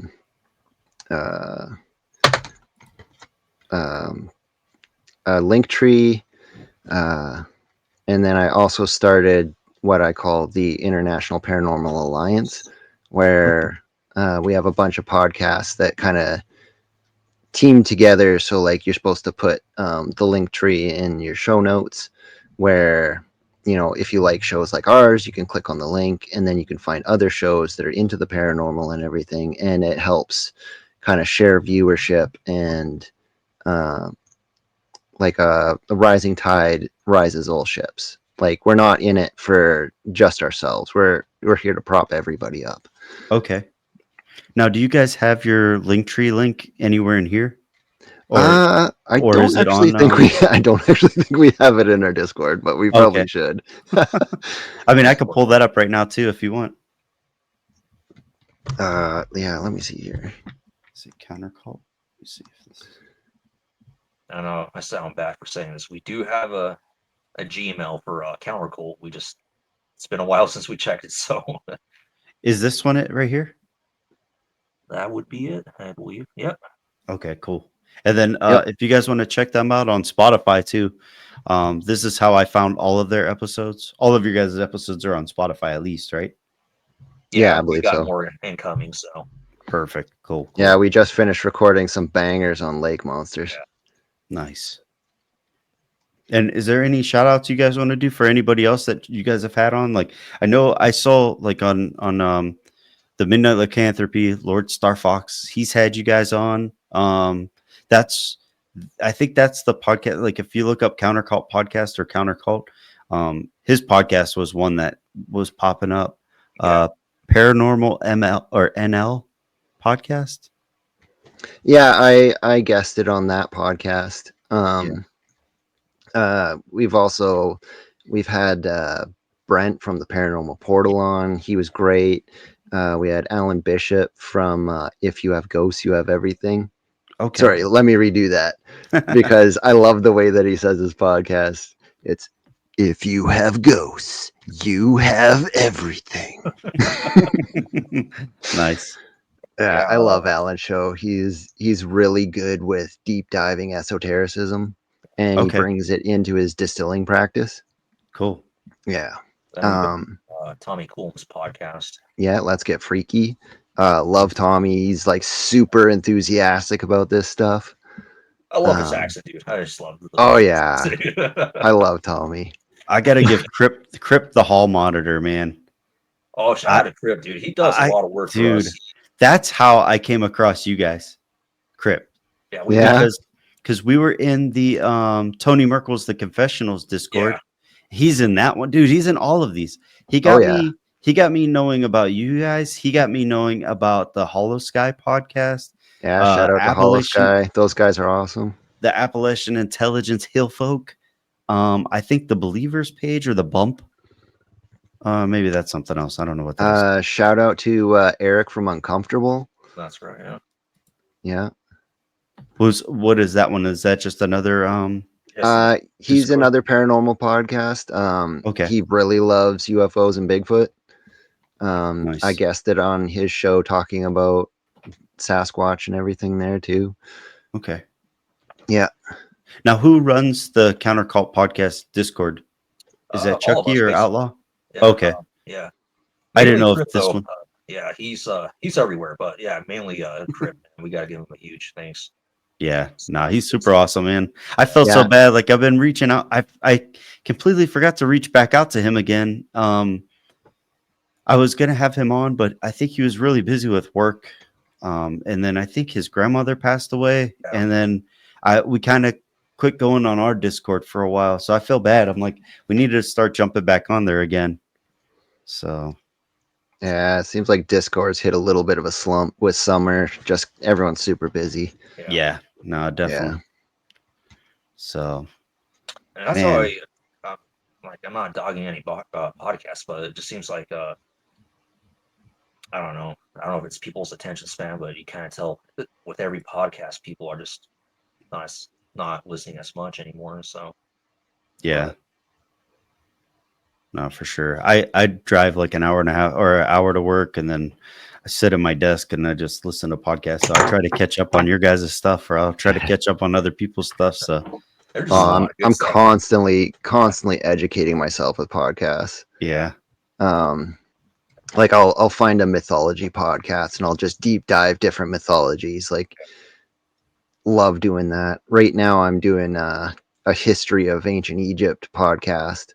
Okay. Learning about all the stuff that happened throughout ancient Egypt, and then they talk a little bit about the mythos in between, kind of thing. Yeah. Jeez. This looks like Anubis right here. Yeah. The Mexican hairless dog. Yeah. Yeah. I keep getting requests to start looking into Tartaria again. I'm like, no. Oh, man. I love it, but it's too much of a rabbit hole. No, for sure.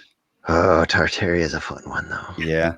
Tartaria, Lumeria, Mu. We kind of touched on those. We touched on that a little bit. Okay.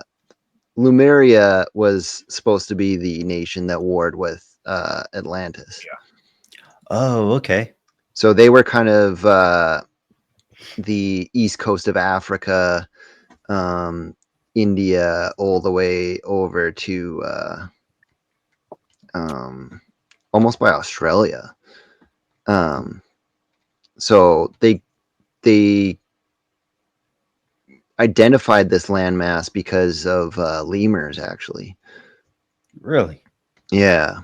So there was a continent there at one point in time, but it kind of sunk into the ocean. And Madagascar is kind of like the leftover tip of this continent. Wow.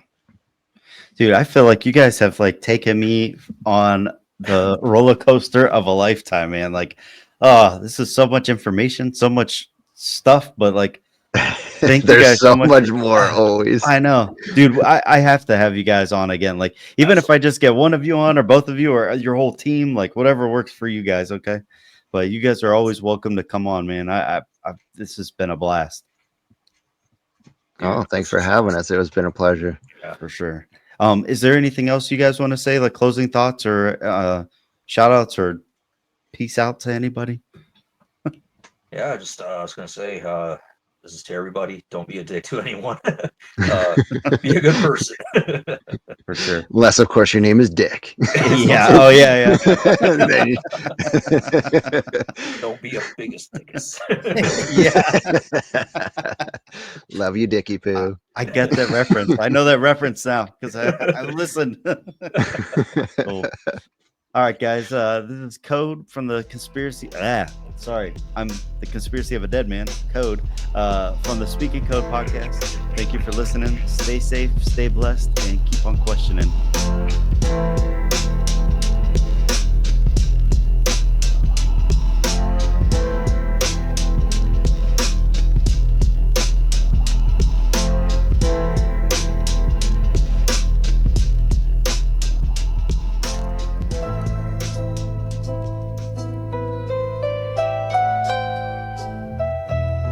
Here we are. They said the streets was watching, but they ain't talking cameras on the poles. I'm talking satellites in the sky.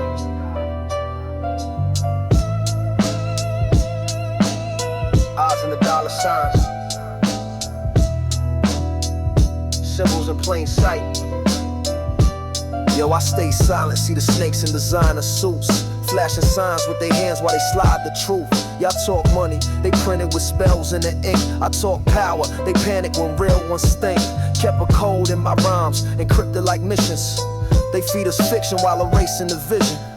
From skull and bones to bohemian groves, I seen guards in robes, sipping pain from gold. This ain't rap, this a call from the depths of the wire, where the stars don't shine and the facts expire. They sell dreams with a barcode, truth with a muzzle, turn kings into pawns in a cold-blooded puzzle. Gangs ain't no such things as shadow ones, only real ones who move through the smoke and the drums. You either blindfolded or you see too much. They don't shoot you with bullets, they erase your touch. I got tapes with static, frequencies off the grid. Heard names on them, presidents, priests, and kids trying to dodge them patterns they planting inside your head. Smartphones smart enough to know when you dead. They use fear like rope, wrap it around your dome, then flood your feed with clones while you sleep alone. The devil wear brands, not horns. Peep the logos, not even revolutions be sponsored by moguls. I seen too much to smile at fate. Got chess moves inked in my mental state. So I walk like I'm followed, talk like I'm wide, pray with one eye open, my soul stay tired. There ain't no such things as shadow ones, only real ones who decode the tongues. They flash that light, don't freeze or run. Just know this game's been rigged since day one. You ever wonder why they put eyes on the back of the bill? It ain't art, it's a warning, keep watching or they will.